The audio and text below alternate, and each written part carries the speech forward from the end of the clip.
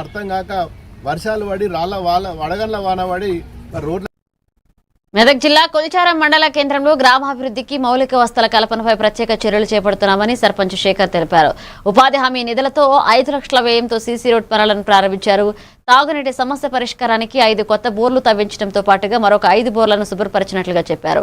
వేసవిలో నీటి ఇబ్బందులు లేకుండా చర్యలు తీసుకున్నామన్నారు. రక్షిత మంచినీటి కుళాయిలను దుర్వినియోగం చేస్తే కఠిన చర్యలు తీసుకుంటామన్నారు. ఈ కార్యక్రమంలో స్థానిక నాయకులు, ప్రజాప్రతినిధులు పాల్గొన్నారు.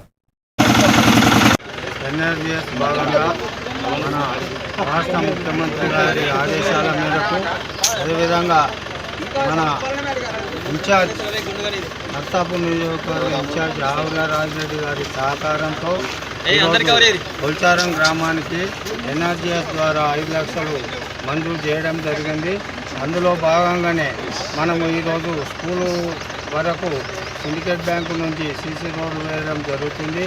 ఇక ముందు కూడా మనము ఈ ఇబ్బంది ఉన్న ఎన్ఆర్జీఎస్ ద్వారా ప్రభుత్వము మనదే ఉంది కాబట్టి ఆవుల రాజిరెడ్డి గారి సహకారంతో ఇంకెన్నో నిధులు తెచ్చి మన కొల్చారం గ్రామానికి అందరి సహకారంతో మన పంచాయతీ పాలకవర్గం కానీ గ్రామ పెద్దలు కానీ అందరి సహకారంతో ఇంకా ముందుకెళ్దామని చెప్పి మీ అందరికీ నేను విన్నవించుకుంటున్నా. అదేవిధంగా మనకి 5 బోర్లలో కూడా మోటార్లు పెట్టించి